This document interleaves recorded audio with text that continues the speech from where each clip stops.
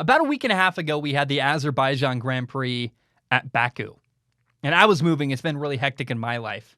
So finally, I get a chance to cover it here today. I'm really excited. And one of the most interesting parts about this race was the lack of presence lack of impact from, it's not that they weren't present, but in the end, final result, Max Verstappen did not finish and Lewis Hamilton was not in the points. So, Max had tire failure, did not finish the race. Then later, with 2 laps to go, Lewis Hamilton ran wide on a race restart and went off into the runoff. So you had both guys not finishing the points, and it just the battle for first was kind of held off for a week. You're like, oh, okay, things will stay where they're at. Everyone else climbs closer to them, but Lewis and Max did not extend their lead over everybody else. And I got to say, it's kind of weird to say this, but I'm glad Lewis had trouble too. I was afraid that Max Max got lucky where Max had did not finish a DNF, and then Lewis still didn't take advantage of it. It was kind of weird and interesting, and I'm glad for that. If Lewis does get an advantage over Max and reclaim the lead in Formula One, I want it to be in wheel-to-wheel racing. I don't want it to be because Max blew a tire and didn't finish the race, therefore automatically Lewis gets like 25 new points over Max, if that makes any sense. I know, I acknowledge Max got lucky, and I am a Max fan, but I'm just glad I want to see that done right competitively on the track rather than because of weird stuff that, who knows? I mean, Pirelli and the tire and Pirelli did an investigation. Did the tire pop because it's Pirelli's fault? And anytime a company like Pirelli, a tire company, does an internal investigation, of course they're going to have that investigation come up making them look good. And I don't want to dive into it. There's really nuanced, complicated stuff there. But without Max and without Lewis, there was a podium with Sergio Perez with Red Bull winning. Sebastian Vettel got second for Aston Martin, and Pierre Gasly got third for AlphaTauri. And you're like, man, what a refreshing, different podium. It's very cool. And the race had an awesome finish with lap 46. Max Verstappen crashed after a tire failure, and they ended up red flagging the event. There was even kind of a question like, are they going to finish the race? There's 2 laps left. What's going to happen here? And so they paused the race. They cleaned up the track. They took Max's car off and carted it away. And, I think part of why they red flagged it was simply because it's also good. You never want to finish a race under caution where everyone's slowed way down and there's not real racing to finish the race. So what they did was they red flagged the race and we got a full restart.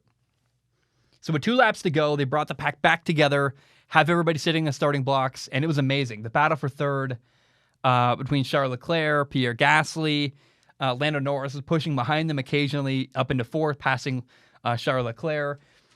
For 2 laps, Pierre Gasly and Charles Leclerc went back and forth, passing each other. In the end, Pierre won and got the podium, but it was wonderful racing. It was so much fun.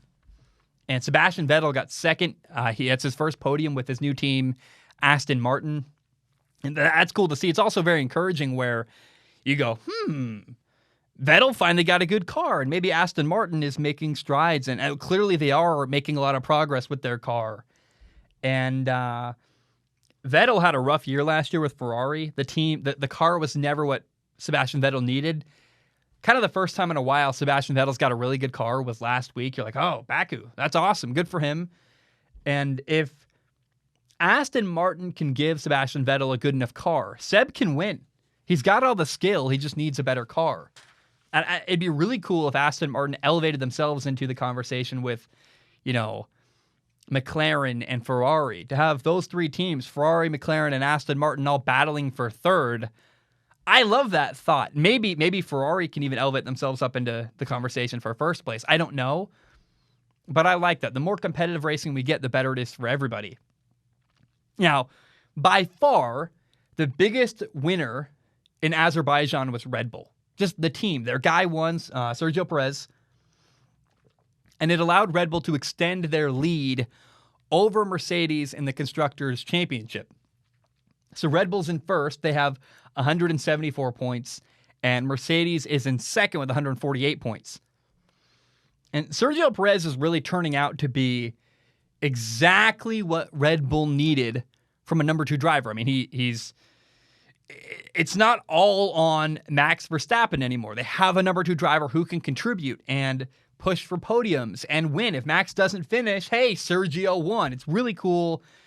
That's great for Red Bull. That's what Red Bull's been missing for the entire time I've been following Red Bull the last couple of years. And then to add insult to injury, Mercedes had Valtteri Bottas in this race finished 12th. He started 10th. He just never had the pace. The question is maybe something was wrong with the car, but his pace was bad flat out. He started in 10th. He finished in 12th, which is awful for a Mercedes-powered car. You're like, what's wrong? What's going on? He was bad in qualifying too. And I think I want to say that when Valtteri Bottas had a bad pit stop in Monaco and the tire wouldn't come off, there was a moment where after that race, Toto Wolff, the Mercedes team boss, came out and said, hey, Valtteri Bottas is not innocent here. He went out of his way to make a point, hey, Valtteri Bottas pulled too far forward.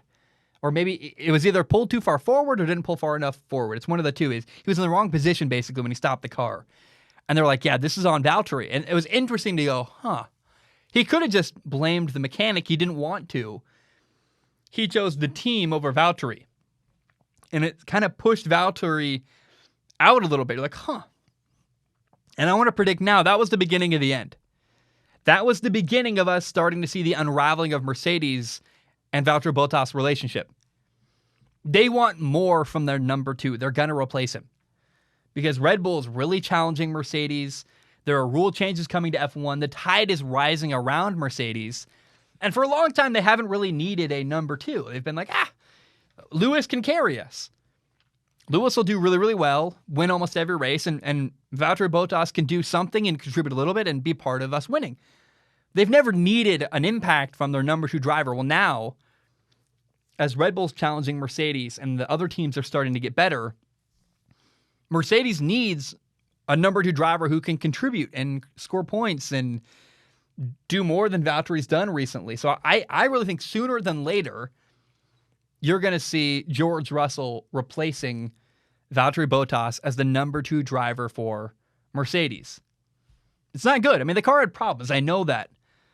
But to finish 12th with a Mercedes-powered car and qualify 10th, I know the car had problems. I know. But it's not the first time where Mercedes has been wanting more from their number two driver. They can't stay put. Mercedes has to make a change to improve. And they're also not guaranteed to have Lewis Hamilton for much longer. Who knows how much longer Lewis Hamilton is going to stay in the sport? We don't know. He could retire at any time. So at some point, Mercedes has got to be prepared for that moment and start grooming the next guy. Valtteri Bottas is not the next guy for Mercedes to be their number one driver. If Lewis Hamilton retired, you would want George Russell ready, waiting in the wings to be kind of groomed and be prepared. But you want a year of him as the number two first to get him used to the team and then have a more seamless transition from Lewis Hamilton to George Russell. I don't think Lewis Hamilton's going to retire anytime soon. I don't know why he would. He might, but I don't know why he would, if that makes sense. He's got plenty of years left driving. He's been dominating forever. But my point is that the problem with Mercedes right now is their number two driver. It's a big deal. They're going to have to make a move at some point, and I think I love Valtteri Bottas. I like his story. He got divorced and he's got a new relationship. I like watching his Instagram story. I like the person. The driver's coming up short. And at some point, Mercedes is going to reach a breaking point. I think they already have. Where they're thinking now, the wheels are turning. Toto Wolff is not dumb. He's like, we're going to have to make a move and replace this guy. By the way, Yuki Tsunoda got 7th at Azerbaijan. Good for him. Solid points. I was happy for the rookie AlphaTauri driver. That's pretty cool. And coming up on Sunday, we have the French Grand Prix. I can't wait. It's going to be fun to watch. Formula One, man. There's nothing like it. I've watched other motorsports. There's other things. There's other motorsports that do things very well. To me, Ferrari is... Ferrari. It's another F word. Formula One is just my favorite racing sport and racing series in the world.